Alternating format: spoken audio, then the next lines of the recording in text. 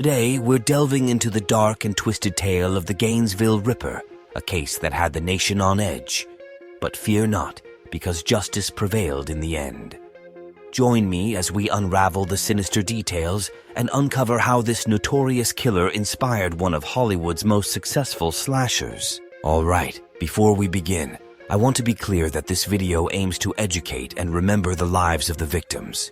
It's crucial to approach discussions like this with respect, sensitivity, and a deep understanding of the human cost. Now let's get started.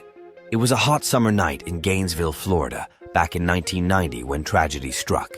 Sonia Larson and Christina Powell, both university students, had their lives forever changed by an unthinkable act of violence.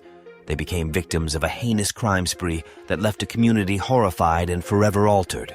The series of horrifying events began on the evening of August 23, 1990, when Danny Rolling broke into the shared apartment of Christina and Sonia.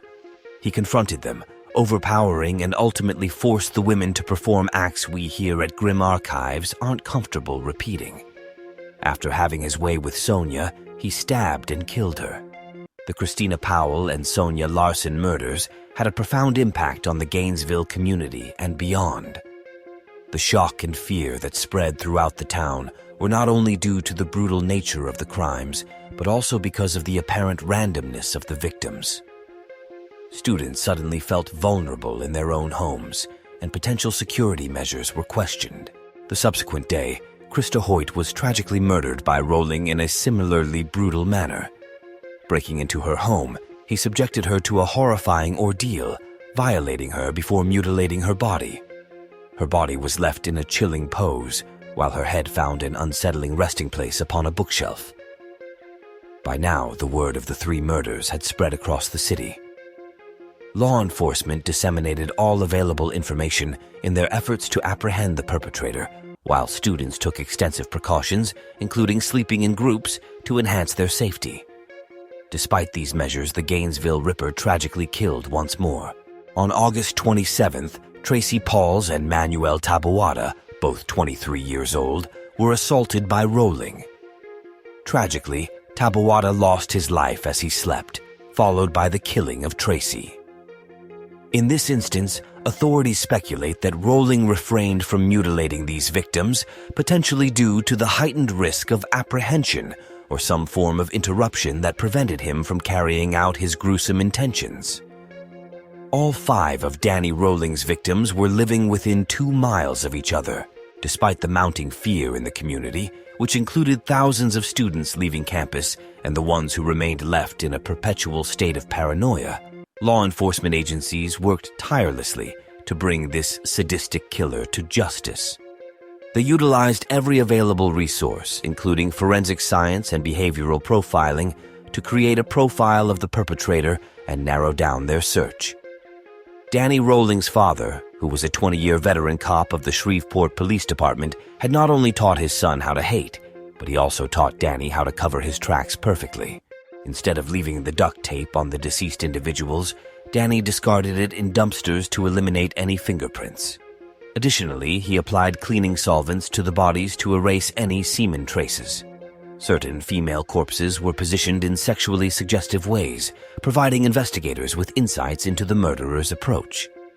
Continuing his spree, the Gainesville Ripper persisted in burglarizing residences and gas stations until he was ultimately apprehended in Ocala following a high-speed pursuit.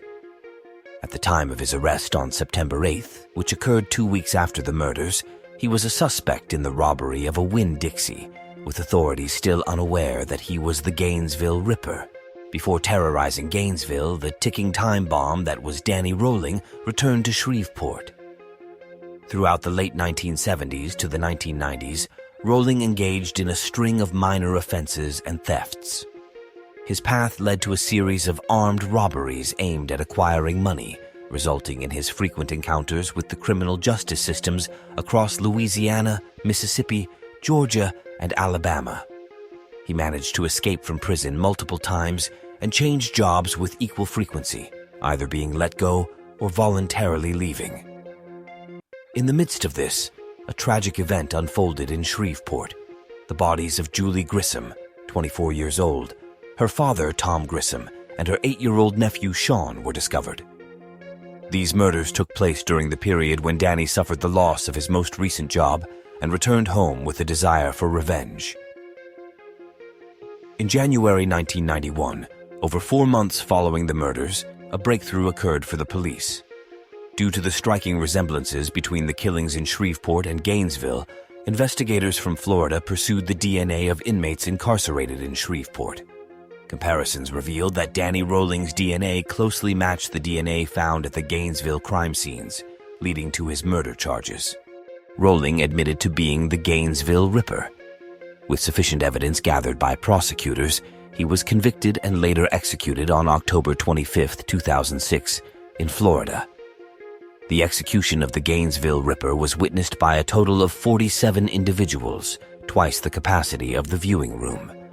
For his last meal, Rolling requested a lobster tail accompanied by drawn butter, butterfly shrimp served with cocktail sauce, a baked potato garnished with sour cream and butter, strawberry cheesecake, and sweet tea. In his final moments, the 52-year-old Rolling sang a song reminiscent of a hymn, extending across 5 verses. He turned to the melodies of his childhood, recalling his early days of learning to play the guitar, seeking solace as he prepared for his impending execution. As we reflect on the lives lost and the communities affected, let's strive to remember the victims and the resilience of those who endured such a harrowing ordeal.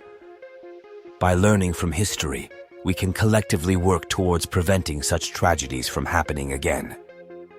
If you found this video informative, please don't forget to like, subscribe, and share to help spread awareness and commemorate the memory of those affected by these events.